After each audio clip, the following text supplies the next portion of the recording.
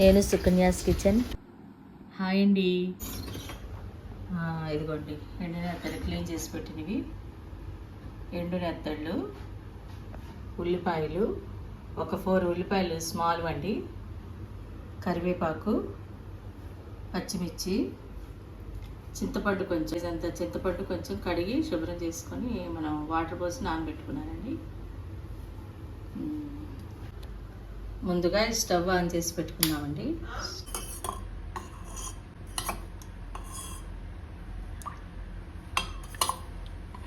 ఒక 4 spoons oil add చేశానండి.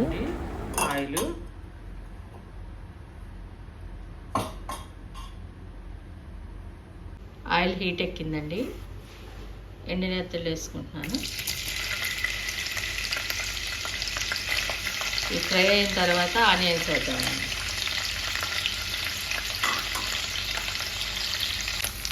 కొంచెం పసుపు యాడ్ చేద్దామండి.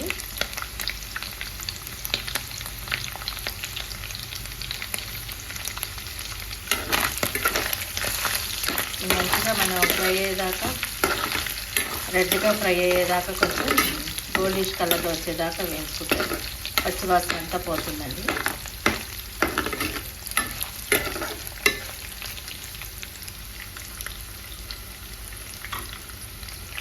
ఫ్రై అయిపోయాయండి. మంచిగా గోల్డెన్ కలర్లోకి వచ్చినాయి, చూసారా? ఇవి తీసేసుకుందామండి. ప్లేట్లోకి తీసుకొని ప్లేట్లో పెట్టుకుంటున్నాను తీసేసి. ఇదిగోండి ప్లేట్లోకి తీసేసాను. ఇప్పుడు ఆనియన్స్ వేస్తాను.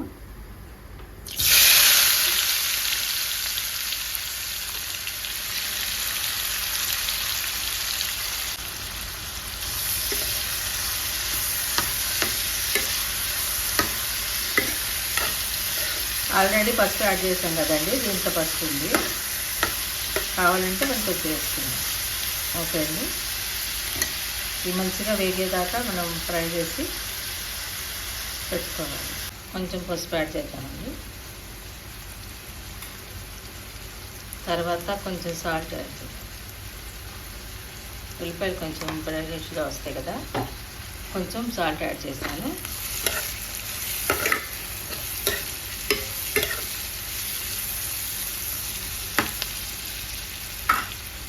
కొంచెంసేపు మూత పెట్టేసి ఉడికిద్దామండి. మూత పెట్టేసి ఉడికిద్దాం ఒక 5 మినిట్స్. కొంచెం కరివేపాకు,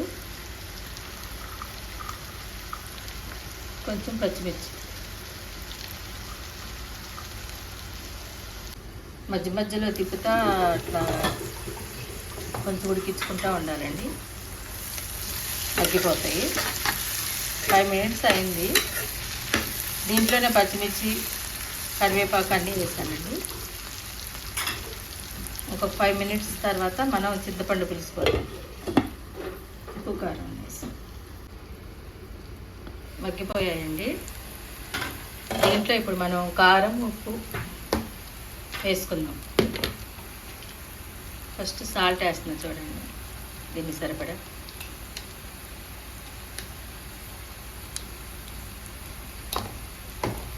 తర్వాత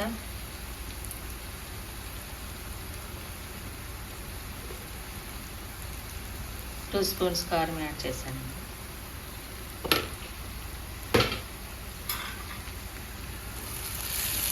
చూసారండి, మగ్గిపోయినాయి మంచిగా ఉల్లిపాయలు.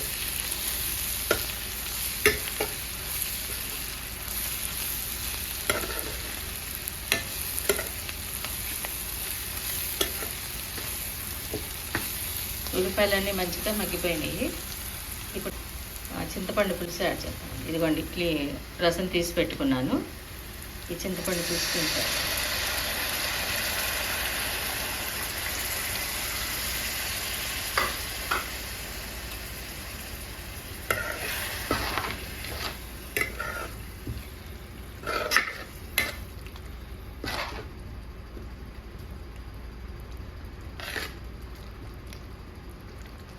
చూసారండి, చింతపండు పులుసు యాడ్ చేశాను. తర్వాత ఈ ఫిష్ మనం డ్రై చేసి పెట్టుకున్నాం కదా, ఈ ఫిష్ దీంట్లో వేసేద్దాం.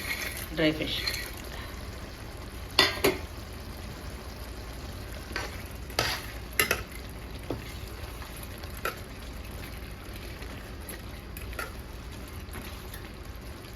ఒక 10 మినిట్స్ తర్వాత స్టవ్ ఆఫ్ చేద్దామండి. చూపిస్తాను మీకు.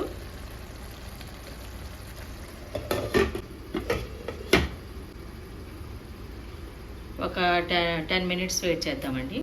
కొంచెం జీలకర్ర ధనియాల పొడి కూడా యాడ్ చేద్దామండి, మర్చిపోయాను ఇందాక.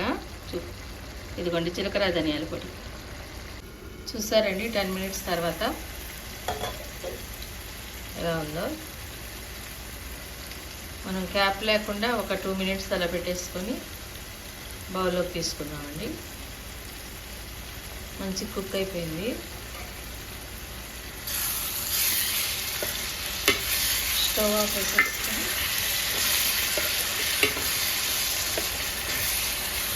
బౌల్లోకి తీసుకున్న తర్వాత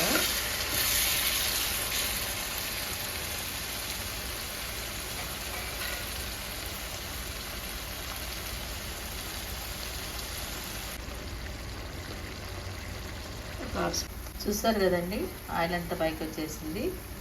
మనం బౌల్లోకి తీసుకున్నామండి కర్రీ.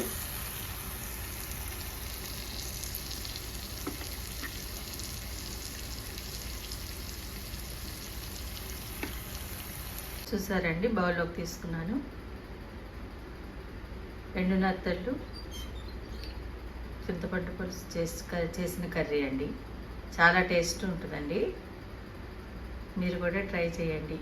ఈ వంటలు కనుక మీకు నచ్చినట్లయితే లైక్ చేయండి, సబ్స్క్రైబ్ అవ్వండి. ఓకే అండి, మర్చిపోవద్దు. Thank you for watching.